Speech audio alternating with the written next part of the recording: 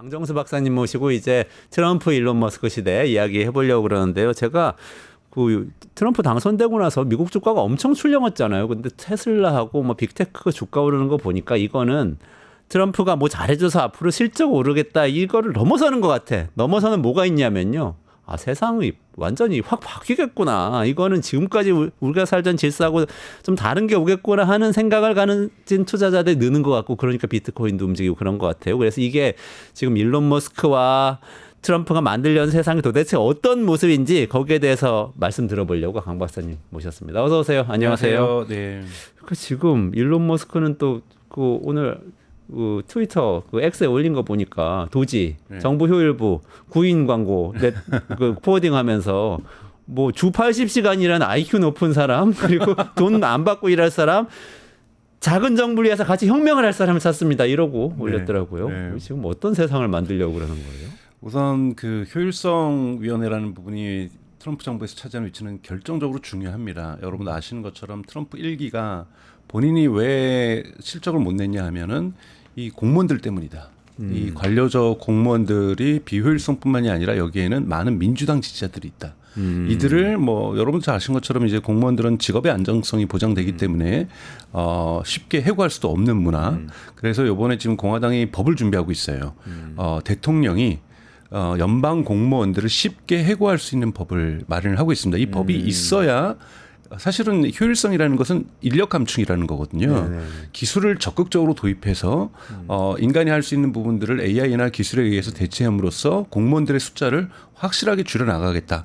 뭐 이런 부분들이 그렇게 돼서 정부 예산, 즉 여러분 아시는 것처럼 소득세를 줄이고 관세를 높이게 될 경우, 그리고 정부 지출이 계속해서 높아진다라고 하면은 정부의 부채가 계속해서 증가할 수 있는 문제가 지금 발생하고 있으니까 정부의 예산을 확 줄이겠다. 운영 비용을 줄이겠다.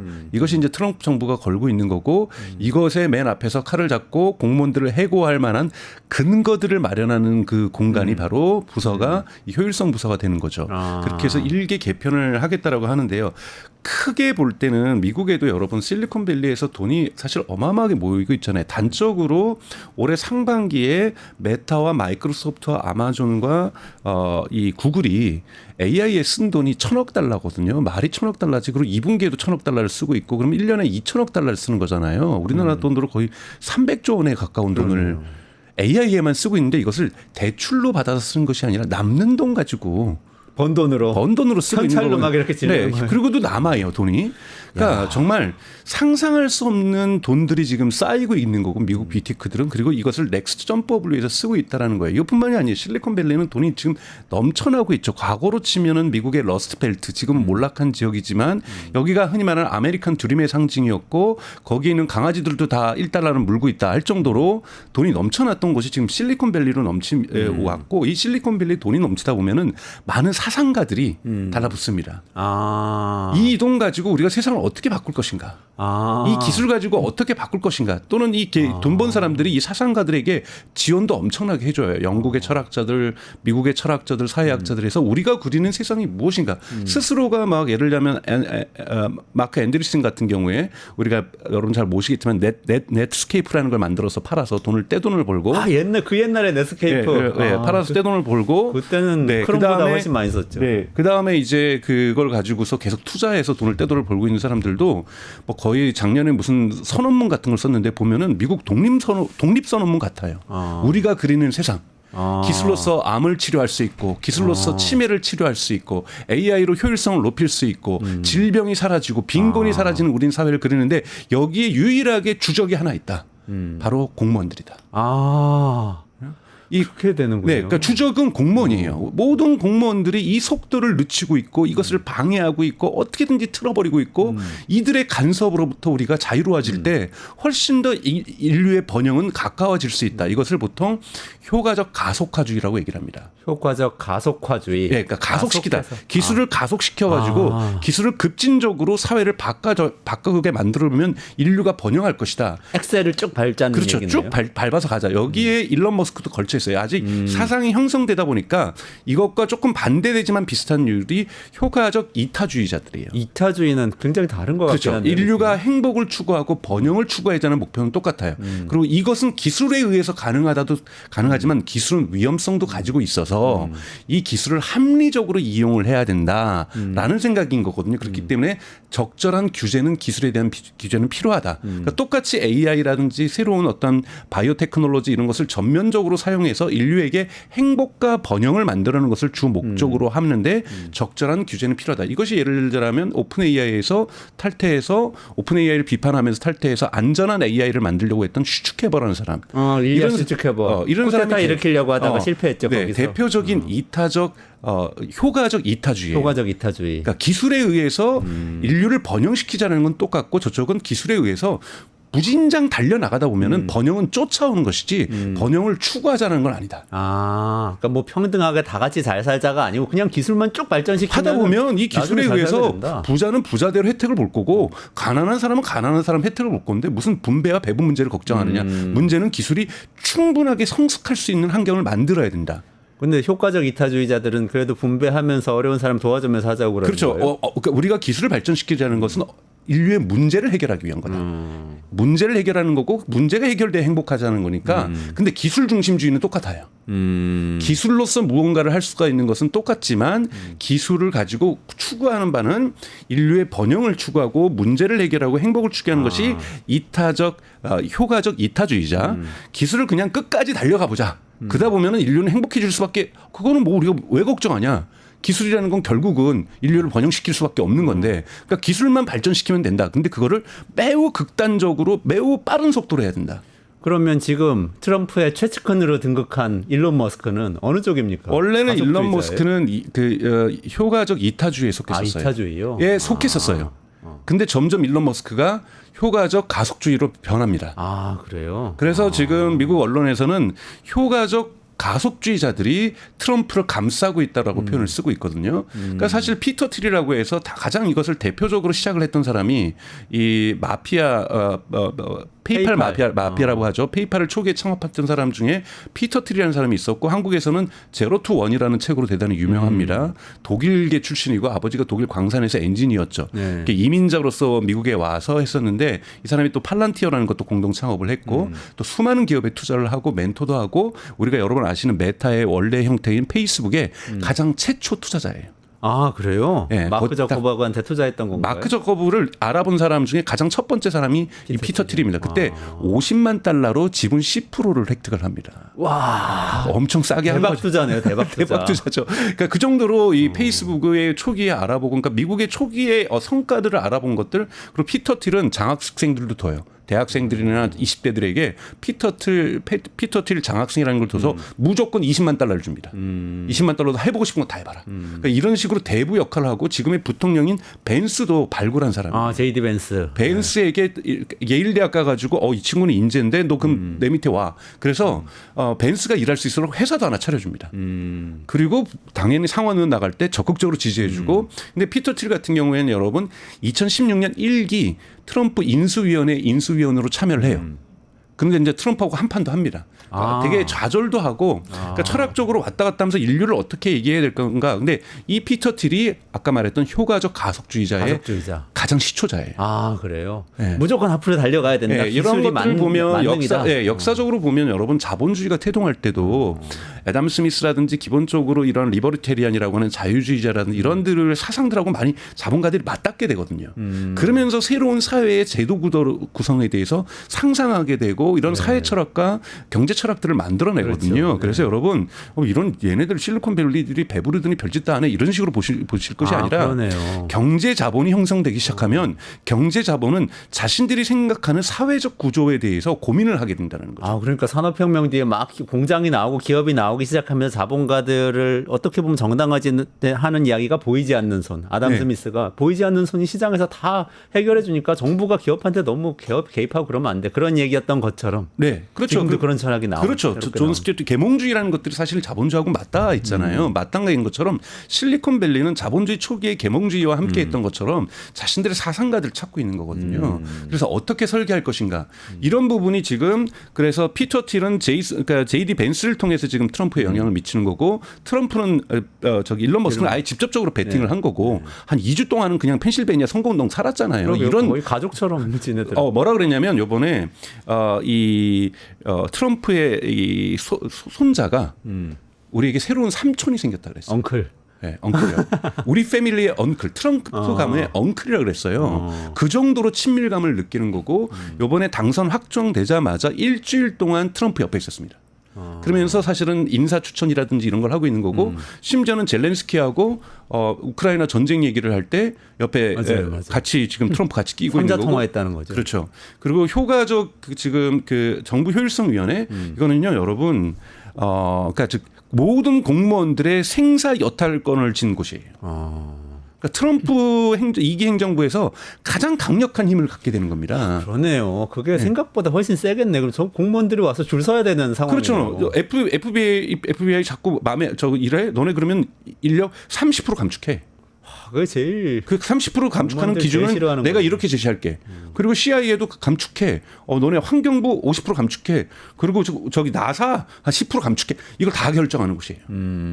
그리고 그것과 관련된 법안은 이미 이 미국의 보수당 그 공화당 싱크탱크에서 다 마련되어 있고 지금 상원과 하원을 장악했기 때문에 이 법안 통과는 그냥 수순 절차대로 가는 거거든요. 물론 여기에도 갈등이 있겠죠. 여기도 헌법 소원이 뭐 있을 수 있는데 대법원도 지금 사실은 공화당이 장악하고 있잖아요. 이런 상황에서 대단히 트럼프 1기하고 다른 트럼프 2기가 발생을 하게 될 거고요. 여기에서 일론 머스크는 대단히 강력한 입장을 갖게 된다는 거고 여기에 효과적 가속주의자, 그러니까 즉 기술의 급진적인 발전을 통해서 사회에 큰 변화를 가져오자. 그리고 여기에 가장 걸림돌은 정치 연방 정부다라는 것 주적이 이미 정해져 있어요. 그 철학에는 그러니까 이 연방 정부를 칠 수 있는 효과적 그 효율성 위원회를 트럼프가 장악을 했다라는 거고 일론 머스크가 이렇게 됐을 경우 트럼프 2기 집권은 대단히 큰 변화가 일어날 수 있다. 특히 상원과 하원에서 아예 그냥 레드로 그냥 점철되어 공화당으로 점철되었기 때문에 걸림돌이 거의 없다라고 볼 수가 있습니다. 그러네요. 그 일론 머스크는 이제는 효과적 가속주의자 대열에 들어섰다고 네, 봐야 많은 되는 평가들을 건가요? 하고 있습니다. 네. 근데 예전에 우리가 기억을 더듬어 보면 미국의 레이건 대통령, 영국의 대처 총리 뭐 이런 사람들이 있을 때 이미 정부를 줄입시다, 작은 정부로 갑시다, 뭐 공무원 자르고 공기업 없애고 뭐 이거는 막 봤잖아요. 네. 그때 그것하고 지금 이것하고 다른가요? 그러니까 다르죠. 그때는 예를 들자면 70년대에 있었던 오일 쇼크로부터 시작해서 그리고 또 70년대에 있었던 전 세계적인 특히 유럽발 그런 사회복지국가 제도 이런 부분들이 많았고 또 하나 영국 대처 같은 경우에는 이제 석탄 산업의 몰락이었지만 영국의 60년대 70년대 성장을 주도했던 것은 석탄 산업이었고 이때 석탄 노조에서 파업이 일어나잖아요.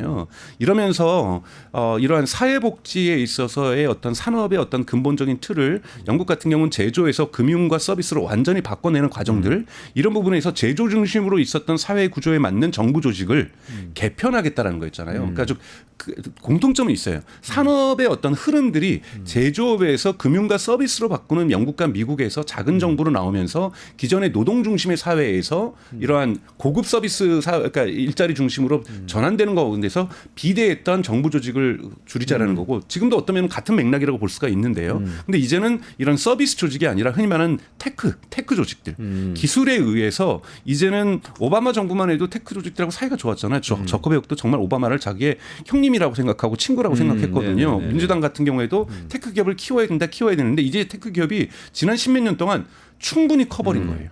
이 테크 기업이 전 세계의 경제의 성격과 방향을 결정하게 됐다라는 거예요. 근데 이들이 이제 보니까 기술은 이만큼 발전했고 이 기술을 쓰면은 효율성이라는 것이 이렇게 증가했는데 쟤들은 보면은 아직도 종이에다가 타이핑하고 있고 아직도 문서 뭐 우리식으로 하면 한글과 컴퓨터 쓰고 있고 맨날 인쇄해가지고 줄 맞추고 있고 이거 PDF로 전환해가지고 우리 기계가 읽기에 작동하기 어렵게 만들고 있고 뭐 결정 한번 하려 그러면은 뭐 수개월 걸리고 이런 걸로 이런 속도로 어떻게 세상의 변화를 감당할 수 있겠느냐. 그러니까 사실은 갈등이 이제는 함께 하던 거에서 너무나도 이 커져버린 거죠. 그래서 저 조직을 쳐야만 한다는 거고 여기에 작은 정부론이 나올 수밖에 다시 새롭게 등장하게 된다는 거고 정부의 예산을 갖다가 쓰는 방법도 달라야 된다는 거예요. 충분히 규제를 풀어주면 우리 빅테크들이 돈 엄청나게 벌어서 법인세 인하하더라도 법인세 총량은 늘어날 것이라고 주장하는 거죠. 그러니까 뭐 이론적인 거죠. 정말로 그렇게 될지 아닐지는 제가 여러분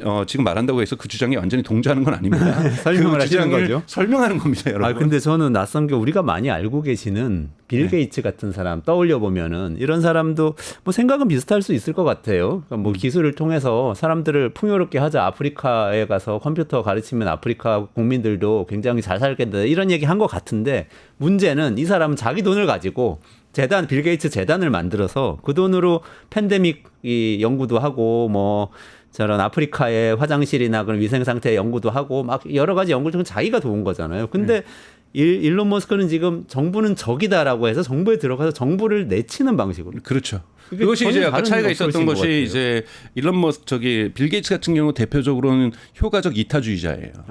효과적 이타주의는 인간의 행복과 사회 문제를 해결한다. 기술로서 사회 문제를 해결하고 기술로서 인간 행복을 추구한다. 하지만 기술에는 여러 가지 문제점이 있기 때문에 조심스럽게 접근해야 된다. AI는 충분하게 긍정적 요인도 있지만 효과적 이타주의는 AI가 인간 종을 말살시킬 수 있는 가능성 또한 갖고 있다는 걸 인정해요.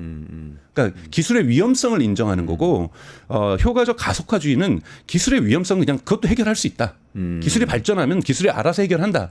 그러니 지금은 속도를 내서 빨리 속도를 내서 빨리 인류 번영이 빨리 와야 된다. 네네. 저렇게 자고 우면할 겨를이 없다라는 거기 때문에 결이 좀 다른 거죠. 그렇기 때문에 사실은 효과적 그 가속주의자들은 윤리 문제라든지 그러니까 효과적 이타주의는 윤리 문제라든지 사회 문제에 대한 형평성 문제를 많이 배려하지만 효과적 가속화주의는 그런 것도 시간 낭비라고 보는 거예요. 그렇기 때문에 이번에 권력에서 명확한 권력 투쟁의 변화, 특히 암호화폐도 마찬가지거든요. 암호화폐가 추구하는 건 뭐냐면 암호화폐. 비트코인. 비트코인을 암호화폐에서 가지고 있는 것은 기본적으로 중앙 정부의 어떠한 금융권의 통제에 대해서 반대하는 흔히 말하는 리버리테리안, 자유주의자거든요. 여러분, 그러니까 리버럴하고 리버리타리안이 다른 거잖아요. 리버럴은 미국에서 볼 때는 진보주의자, 민주당을 리버럴이라고 얘기를 하는 거고, 리버리타리안은 극단적으로 표현하면은 정부의 모든 간섭으로부터 배제. 네. 이것이 크립토 진영이 또 생각하고 유사하잖아요. 무정부주의 비슷한 그렇죠. 거죠. 그러니까 그런 지금 부분. 비트코인이 막 오르는 것도 그런 생각을 가진 일론 머스크나 또 어쩌면 일론 머스크의 영향을 받은 트럼프가 당선됐기 때문에 비트코인 가격이 엄청 그렇죠. 오르고 그래서 있는 거죠. 비트코인 부분도 그러니까 암호화폐의 흔히 말하는 마가라고 얘기하는 암호화폐의 광팬들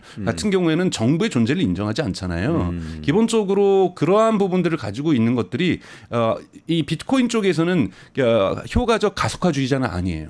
이들은 정말 또 다른 집단으로서의 정부 집단을 부정하는 집단인 거고 비트코인을 통해서 부를 축적하고 비트코인을 통해서 중앙정부로 통제되면서 그냥 우리 좀 제멋대로 제멋대로는 표현 써서 죄송합니다. 우리가 지금 생각하는 마음대로 개인의 중심으로 살 수 있도록 할 수 있게 좀 간섭 좀 하지 말고 우리가 쓸 수 있는 제도로서 통화 제도를 우리가 만들 수 있도록 허락해달라고 강력하게 요구하고 있는 거고 정부가 정한 법정화폐 말고 비트코인을 그렇죠. 우리가 화폐로 사용을 하면서 우리끼리 약속해서 하겠다는데 왜 자꾸 얘기죠. 감나라 배나라 하냐라는 거예요. 여기에는 세상을 바꾸고자 하는 생각은 없어요. 하지만 일론 머스크류의 효과적 가속화주의에는 기술이 결국은 암도 치료할 수 있고 기술이 결국은 치매도 치료할 수 있고 기술이 문제가 되면 CO2 문제 해결할 수 있고 이 일론 머스크 얼마나 재생에너지의 진심이에요. 네. 그러니까 화석연료는 끝났다라고 보는 거예요. 화석연료를 끝나는데 자꾸 바이든 정부에서 GM 살리려고 하고 포드 살리려고 하고 그러니까 일론 머스크 입장에서는 망할 겸 망하게 두라는 거예요. 왜 자꾸 보조금 주면서 저기는 근데 진심도 아니다. 내연기관을 99.9% 하면서 1% 저기 전기차 생색내고 있는 애들한테 자꾸 가서 손 들어주고 저기 노조들하고 그렇게 꿍짝꿍짝 하려고 하냐. 저런 기업은 망하는 게 맞다라고 보는 거예요.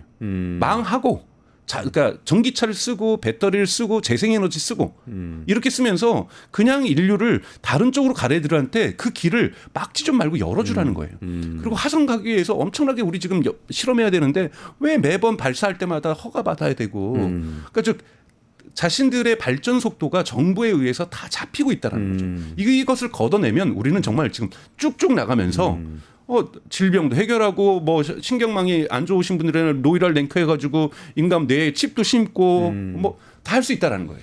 그럼 말씀을 정리해 보자면 정부는 불필요한 일을 너무 많이 하고 있기 때문에 줄이자. 이게 일론 머스크 생각이고 또 네. 그게 효과적 가속주의자들의 생각이고 그리고 비트코인 같은 가상 화폐들은 자기들끼리 화폐를 쓰겠다는데 규제를 이것도 풀어줘야 한다. 최대한 쓸 수 있게 해줘야 한다. 이런 생각인 것 같고요. 말씀하신 대로 그러면 이제 여러 가지 다른 규제들, 기업이 테크 기업들이 하려고 하는 다른 규제들도 이제 풀어주자고 하는 것 같은데 대체로 어떤 영역에서 그 이런 규제 완화가 부분에도 또 일어날까요? 하나의 또 중첩된 이해 갈등들이 있거든요. 또 하나 여러분들이 이제 요즘 보셔야 될 것 중에 하나는 리들테크라는 단어가 등장하기 시작했어요. 리틀 테크, 리틀 작은 기술, 테크.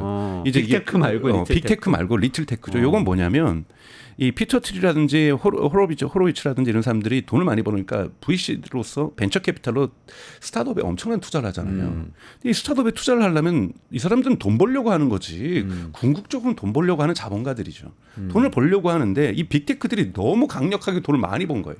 아, 페이스북 메타니 뭐 구글이니 뭐 이런 네, 이런 데가 더 많이 벌어서 애들이. 그러면 이 작은 기업들이 두 가지 방법이 있어요. 돈을 벌려면 하나는 이들하고 경쟁해서 이들을 이겨야 되거나 아, 굉장히 어려운 길인데. 네, 기거나 아니면 이들이 인수해 줘야 돼요. 아, 인수 많이 하지 않았어요, 미국? 요즘 거의 못 합니다. 아, 그래요? 네, 왜냐하면 민주당 정부에서 빅테크에 대한 감시를 하면서 인수도 너네가 더 몸집이 키워지는 독점화의 경향이기 때문에 인수를 불허했어요. 아, 그래서 어떻게 했냐면 최근에 일어난 것은 리버스 M&A라고 해서 인재만 인수하고 회사는 법인을 그냥 남겨두는 것. 이런 식으로 해가지고 구글, 마이크로소프트, 아마존이 AI 기업들을 역인수를 했거든요. 이런 식으로 인재 인수하는 방식으로 기업 법인은 그대로 남겨놓고 그리고 거기에 투자했던 사람들에게 이렇게 합의금 주고 그러니까 이런 식으로 했는데 그럼 지금 투자자들한테는 그렇게 매력적이진 않겠네요. 그렇죠. 그러니까 리틀 테크를 주장하는 사람들은 뭐냐면 이 빅테크에게는 이제는 주식 투자에서는 자기네들은 뭐 몇 배 돈 못 버는 거고 자기들 정말 조그만 회사를 갖다가 막 100배, 1000배 만들어서 여기에서 엑시스를 하면서 큰 돈을 벌어야 되는데 우리 투자는 엄청나게 해놨는데 보니까 빅테크들이 떡하니 바치고 있으니까 처음에는 한 가지는 빅테크를 규제해서 반독점에서 쪼개라.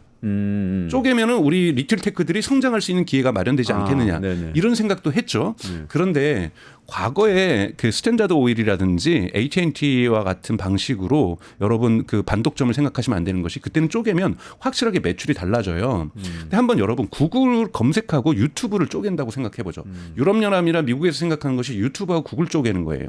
그래도 별 효과 없습니다, 여러분. 우선은 유튜브이 차지하는 구글에서의 매출은 10%밖에 10%도 안 돼요. 매우 작고 그리고 유튜브하고 구글은 어떻게 묶여 있냐면 예를 들면 유튜브가 한국에서 세금 거의 안 냅니다. 이유가 뭐냐면 유튜브에 사용되는 많은 기술들이 구글의 라이센스 비용을 받고서 사용되고 있어요. 그러니까 싱가포르 지사에 있는 예를 들면 그러니까 꼭 그렇다는 건 아니에요. 구글 싱가포르 지사에 있는 기술을 한국 유튜브가 사용함으로써 기술 라이센스 비용을 내고 네네네. 호주에 있는 구글의 그 기술을 사용함으로써 라이센스 비용을 내고 일본 좀 내고 미국 본사 내고 나면 라이센스 비용 내고 나면은 프로핏 마진이 거의 없어요. 아, 그러니까 이런 방식으로 유튜브는 짜져 있어. 그럼 두 개로 쪼개면 그 왼쪽 주머니에서 가던 걸 오른쪽 주머니로 옮기는 것밖에 아무런 의미가 없는 거예요. 그러니까 빅테크를 쪼갠다 한들 빅테크의 지배력이 쉽게 붕괴되기 어렵겠다라고 생각하는 것이 리들테크를 주장하는 새로운 실리콘밸리의 거물들이라는 거죠. 그 그럼 핵심이 피터 틸인가요? 피터 틸이라든지 호로비츠죠. 호로비츠. 그럼 이 사람들 뭘 생각해? 그럼 아예 반독점으로 규정하지 말고 리나칸 같은 미국의 FTC 우리 공정거래위원회 같은데 너네 좀 이제 하지 말고 차라리 인수 M&A라도 자주 하게 해줘 얘네들이. 그러면 우리가 큰 돈 주고 엑시스를 할 수가 있잖아요. 이런 이해관계도 여러분 다 걸려 있습니다. 네. 그러니까 지금에서 엄청나게 큰 돈들이 빅테크뿐만이 아니라 그 흔히 말하는 샌프란시스코에 있는 LA에 있는 뉴욕에 있는 이러한 스타트업들에게도 흘러가고 있는데 이 스타트업에 들어갔던 돈들을 빼내기 위해서 수익을 창출하기 위해서는 결국은 이들이 상장을 하거나 상장을 하기 위해서는 빅테크의 힘이 약화돼야 되는데 약화되지 않을 경우에는 빅테크에 인수될 수밖에 없다라는 거고 인수되기 위해서는 정부가 빅테크에 대한 규제를 완화시켜줘야 된다. 그러니까 AI를 발전시켜주기 위해서도 규제를 완화시켜줘야 되지만 빅테크가 몸집을 불리는 것도 규제를 완화시켜줘야 우리가 먹고 살 수 있다는 거죠. 이런 이해 갈등도 여러분 섞여 있다는 걸 보셔야 됩니다. 그거는 친독점이네요. 또 어떻게 보면은. 그러니까 왔다 갔다 하는 거예요. 반독점과 친독점을 왔다 일론 갔다. 머스크는 어떨까요? 일론 머스크는 별로 거기에 직접적으로 관여하지 않아요. 일론 머스크는 자기 사업이 중요해요. 자기는 거의 투자하지 않았어요. 일론 머스크는 스페이스X가 가장 중요하고요. 네. 여러분 테슬라보다 사실은 일론 머스크에게는 스페이스X가 제일 중요합니다. 스페이스X는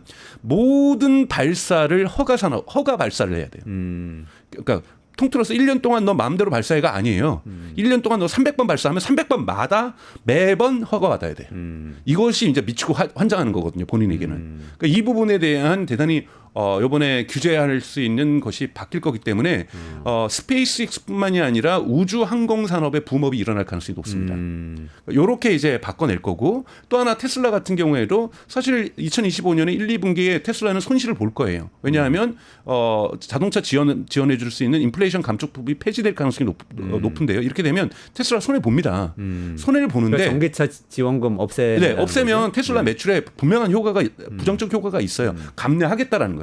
그거 1, 2분기 정도는 6개월 정도는 감내하고 우리 어차피 신차 모델을 내서 이거 극복할 수 있고 그리고 하반기에 상반기에 어떠한 결과를 가지고 FSD 자율주행 허가받는 게 더 중요하다. 여러분 트럼프 말기에 허가받는 거 아무 의미 없어요. 트럼프 초기 허가받아서 1, 2년 동안 성과로 사람들한테 정말 갈등은 있었지만 FSD 정말 짱 좋은 거구나. 일론 머스크의 입장에서는 이런 입장에서 시장의 반응을 받아야 되는 거잖아요. 그러려면 무조건 조기 허가를 받아야 됩니다. 이걸 받아내고 그다음에 또 트럼프가 하고 있는 X.AI, AI에는 엄청난 투자를 하고 있죠. 자, 이런 세 가지 부분에서 뭐 또 노이라 링크도 있고요. 그래서 일론 머스크는 자기 사업에 대한 허가이기 때문에 되게 극소적일 수 있어요. 근데 이것도 정부 부처와 관련이 다 된 거잖아요. 이 부서들 날릴 겁니다. 이건 이해 충돌이 분명하게 발생하는 거고 미국 언론에서 가만히 있지 않을 거예요. 미국의 언론에 뉴욕 타임즈, 워싱턴 포스트 이런 데서 이거 가만히 있지는 않을 건데 엄청난 갈등을 일으키지만 분명한 사업적 성과로 이것이 큰 충돌이 일어나면서 뭔가가 나타날 거라고 저는 보고 있는 거고 호로위츠라든지 피터틸 같은 경우에는 특히 피터틸 같은 경우에는 철학에 되게 지금 빠져 있는 사람이라 그래요. 여러분 뭐 피터틸이 철학해봤자 무시하실 수도 있어요. 근데 무시해도 아담 스미스도 당시에 되게 유치한 사람으로 인정받았거든요. 경제학의 아버지. 근데 지금에 와서 평가를 하는 거잖아요. 그러니까 시대를 여는 생각을 여는 것들이 중요한 것이지 얼마나 사고의 깊이가 있느냐, 이 사람이 헤겔을 얼마나 공부했느냐, 칸트를 얼마나 이것이 중요한 것이 아니거든요. 시대 정신을 어떻게 이것을 철학적 용어로 담아내느냐 이런 것들이 중요하다면 피터틸은 대단히 여기에 빠져 있는 거고 다들 이중적이에요. 피터틸이 예를 들면 대표적으로 동성애잖아요. 남편도 있고 자식도 저기 입양해서 키우고 있거든요. 그래요? 그렇기 때문에 이런 부분은 또 트럼프하고는 또 달라요. 트럼프를 지지. 그러니까 여러분, 이런 모든 것들이 있구나, 트럼프하고 동일하지는 않아요. 그러니까 피터틸은 대표적인 동성애자고 심지어는 자기 파트너를 남편이라 불러요. 남편이라고 부르고 한국식으로 그리고 자식도 둘이나 있어요. 같이 살고 있거든요. 그러니까 입양한 아이들이죠. 그러니까 이런 부분에서는 훨씬 개방적이라고 볼 수가 있죠. 하지만 국가 정부에 대한 나쁘게 표현하면 적개심이 대단히 큰 사람이고. 그러니까 이런 부분들이 각각 일론 머스크, 피터틸 결이 다르고 호로위츠는 전형적인 투자자예요. 전형적인 투자자이기 때문에 크립토 2022년부터는 크립토에만 또 몰빵했어요. 그러니까 이 크립토에 대한 규제 풀어주는 것 이 사람한테는 자기의 금전적 이해로서는 명확하게 중요한 거고 그다음에 바이오에 대해 엄청 투자했고 AI에 엄청 투자를 했단 말이에요. 이 기업들이 성장하기를 원한다는 거죠. 이것이 저는 앞으로 4년 동안 미국의 경제 성격을 많이 바꿀 겁니다. 근데 그러면 투자자 관점에서 조금만 생각을 해보면요. 네. 지금 일론 머스크의 테슬라나 스페이스X는 이제 굉장한 혜택을 볼 가능성이 높아진 거네요. 네, 높아졌죠. 어쨌든 테슬라의 전기차는 약간 매출이 초기에 감소할 주춤할 수 있어도. 하지만 나중에 경쟁력을 회복할 거라고 보세요? 네, 왜냐하면 새로운 모델이 왜냐하면 않을까요, 3분기 어닝콜 때 분명히 일론 머스크가 뉴 모델스라고 얘기를 했어요.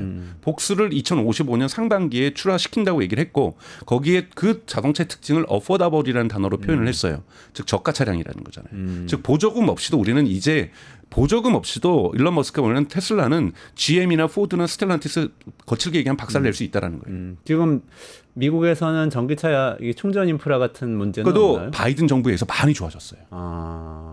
이미 바이든 정부에서 좋아졌고 전기차가 판매가 많아지면 일반적인 경제 논리에서도 이거 돈 좀 벌겠다고 해서 충전 사업의 이 규모를 키웁니다.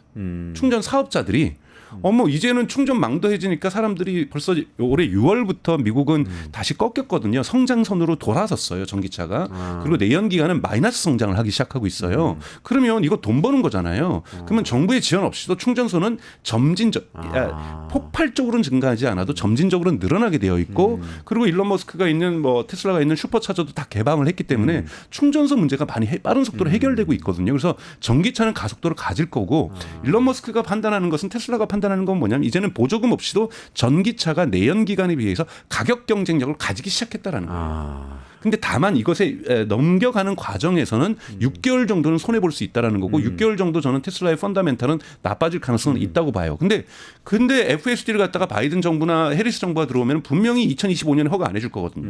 2026년도 잘 모르겠어요. 저는 2027년까지도 끌 거예요. 그러면 자기는 속타 죽는다는 거죠. 근데 그것이 만약에 2025년 하반기에 트럼프 정부에서 허가가 나버린다. 테슬라는 완전히 새로운 역사를 쓰는 겁니다. 테슬라는 그리고 스페이스X 보셔야 돼요. 스페이스X 같은 경우 허가가 좀 더 유연하게 내면 지금 스페이스X가 지금 하고 있는 게 뭐냐면 스타쉽의 허가가 많이 나면 지금 이미 저궤도 위성인 스타링크가 거의 전 세계를 지배하기 시작하고 있잖아요. 근데 팔콘 9에서 쏘는 스타링크와 스타쉽에서 쓰는 이 스타링크는 질적으로 다른 거예요.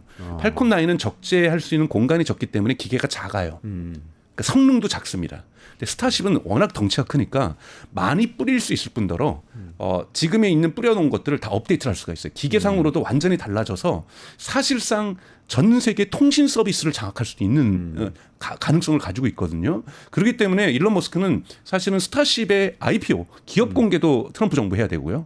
이걸 통해서 스타쉽을 통해서 스타링크라는 사업을 완전히 전 세계 그러니까 지배적 사업자로서 위치시키려고 하는 경제적 이해관계도 갖고 있는 거거든요. 그래서 스타쉽과 테슬라 이 두 개가 대단히 일론 머스크한테는 중요하다고 볼 수가 있습니다. 트럼프 행정기에 있어서. 그것들은 분명히 혜택을 입을 것이다. 그렇죠. 제가 보기에는 뉴욕타임즈는 다 깔 거예요. 다 조사해서.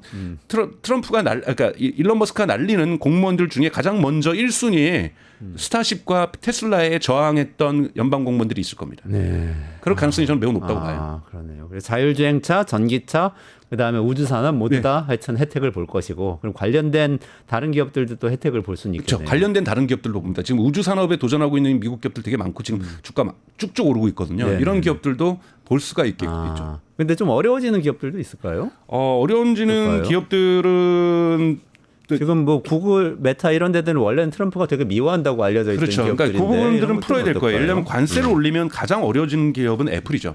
애플. 애플 같은 경우에는 80%가 지금 우리나라도 어려워집니다. 여러분 애플 아이폰에 들어가는 부품의 적지 않은 부분이 국내산이 들어가요. 한국산이. 그러니까 한국산도 그럼 관세가 붙는 거거든요. 근데 여러분 보셔야 되는 게 2016년 1기 집권기에 애플은 예외 조항 해줬어요. 그때도 관세를 올렸는데 애플은 예외 조항을 했는데 애플은 지금 예외 조항을 받기를 간절히 기다리고 있겠죠. 아마존도 영향을 받습니다. 여러분 아마존이 미국에서 물건을 파는데 많은 제품의 60% 가까이가 중국산이에요. 그렇기 때문에 사실 물가가 저렴한 물건들이 미국에서 팔리는 거거든요. 이렇게 했을 경우 신발부터 옷, 모든 음식들, 모든 것들이 지금 중국산인데 그래서 미국 물가가 잡혀져 있는 건데 아마존이 그 모든 것에 관세를 붙여버리면은 미국의 물가가 그냥 생필품 물가가 쭉 올라버리는 거거든요. 올라버리겠네. 이 부분을 어떻게 할 것인가? 아마존 매출도 쭉 떨어질 거고요. 이 부분 걸려 있고요. 메타 같은 경우에는 7월달에 트럼프가 뭐라 그랬냐면 내가 당선되면 감옥에 갈 1순위가 저커버기야 이렇게 얘기를 해버렸거든요. 메타의 CEO. 그래서 메타 CEO가 이번에 축하 인사하고 전화하고 난리를 핀 거잖아요. 사랑해요 트럼프 하면서. 왜냐하면 트럼프가 아부 약하다 그러잖아요. 그리고 지금 구글도 마찬가지죠. 구글은 이미 바이든 정부에서 법원으로 반독점 소송이 넘어간 상태예요. 이거는 스톱시키지 못할 거예요. 근데 이제 대법원에 공화당 보수적인 판사들이 있으니까 이것이 어떻게 갈지는 좀 더 지켜봐야 될 거고요. 최종적으로는 대법원에서 판결을 할 거기 때문에 이 부분들은 구글을 좀 바라는 거고 그다음에 계속해서 추가적인 이 반독점 근거를 찾아가지고 계속 상고로 올라갔을 때 자료를 제출할 FTC가 있는데 FTC의 리나카는 정말 다 싫어하거든요. 이 부분을 날리느냐 아니면 1월 달에 연임시킬 수도 있거든요. 왜냐하면 벤스 같은 경우에 벤스의 입장이 부통령이 유일하게 바이든 행정부에서 가장 훌륭한 공무원을 한 명 뽑으라면 리나칸이라 그랬어요. 부통령 제이디 벤스가. 네, 왜냐하면 제이디 벤스는 피터 틸과 호로위츠의 입장을 완전히 대변하는데 리틀 테크를 좋아하거든요. 아, 그게 또 거기서 입장이 갈리네. 일론 머스크하고는 또 달라요. 다르네요. 그러니까 서로 이 미치는 영향들이 조금씩 다릅니다. 일론 머스크의 일방향적으로 미치지 않을 거예요. 벤스 같은 경우에는 구글을 조져야 된다, 그러니까 규제해야 된다고 보고 있어요. 왜? 그 구글을 교육해야 되는 것이 자신을 지원해주고 있는 피터 틸과 호로위츠의 입장하고 맞아요. 그러네요. 우리가 투자한 이 스타트업들이 커서 그 자리를 차지해야 되는데. 그 자리를 차지해야 되는데 구글이 떡 버티고 있다라는 거죠. 이것이 벤스의 입장이거든요. 네네. 그렇기 때문에 벤스는 리나칸의 연임을 바라기도 하지만 물론 지금 벌써 벤스의 비서 실장이 리나칸 후속 후보들을 지금 추천하고 있다고까지 후보인 것이 보도가 되고 있어서 리나칸은 교체될 것이 거의 확실해지고 있는 상황이에요. 그래서 이러한 미묘한 이 테크의 브라라고 얘기하죠. 이 테크 브라들 사이에서도 트럼프를 둘러싸고 있는 테크 브라들은 범으로 볼 때는 효과적 가속화주의자이지만 서로 경제적 이해관계가 다 다르다. 이것들이 크게 충돌할 가능성도 있다. 아, 충돌이 예고돼 있네요. 네. 마지막으로 네. 테슬라는 네. 관세 올리면 영향받지 않아요? 중국 사업이 크고 해외 생산도 많은데. 여기서 또 보셔야 될 것은 민주당이 생각하는 중국과의 갈등과 공화당 특히 트럼프가 생각하는 중국의 갈등은 달라요. 민주당은 국가 안보 차원에서 진심으로 영혼을 들여서 중국하고 대결하기를 원해요. 하지만 트럼프는 언젠간 딜할 겁니다. 중국하고. 그러면 처음에 중국 또한 이 트럼프의 습성을 알기 때문에 오히려 도전하지 않을 거예요. 도발하지 않을 겁니다. 그러기 위해서는 일론 머스크를 잘 해줄 거예요.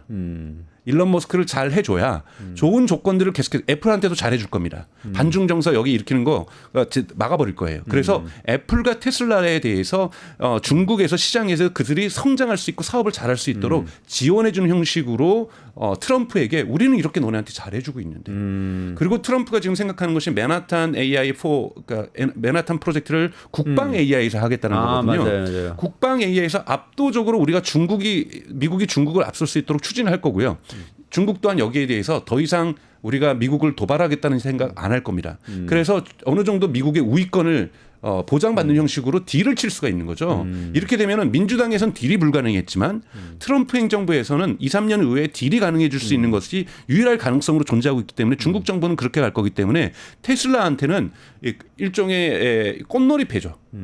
중국 입장에서. 그래서 테슬라한테 잘해줄 가능성이 높기 때문에 중국과 테슬라의 관계는 저는 앞으로 2, 3년 동안 대단히 좋아질 가능성이 있다라고 보고 있어요. 아, 말씀 듣고 보니까 어쨌든 이 트럼프 시대의 원픽은 일론 머스크네요. 일론 머스크가 하고 있는 일들은 다들 각광을 당분간은 받을 게 분명해 보이네요. 여기에 뭐 이해상충이나 이런 문제도 다뤄야 되겠지만 시간 관계상 다음번에 좀 다뤄주시면 좋을 것 같고요. 오늘 말씀 듣고 보니까 하여간 세상이 좀 바뀌긴 바뀔 것 같은데 좀 정밀하게 지켜봐야 될 게 실리콘밸리 내부에 그 생각이 다른 사람들 사이의 싸움. 그게 있다. 어디로 갈까? 리틀 테크가 이길까? 빅테크가 이길까? 이런 문제까지 우리가 좀 정밀하게 들여다봐야 또 우리나라가 이 가속화 시대에 어떻게 잘 적응할 수 있을지 알 수 있지 않을까? 이런 생각을 하면서 강정수 박사님 오늘은 보내드리고요.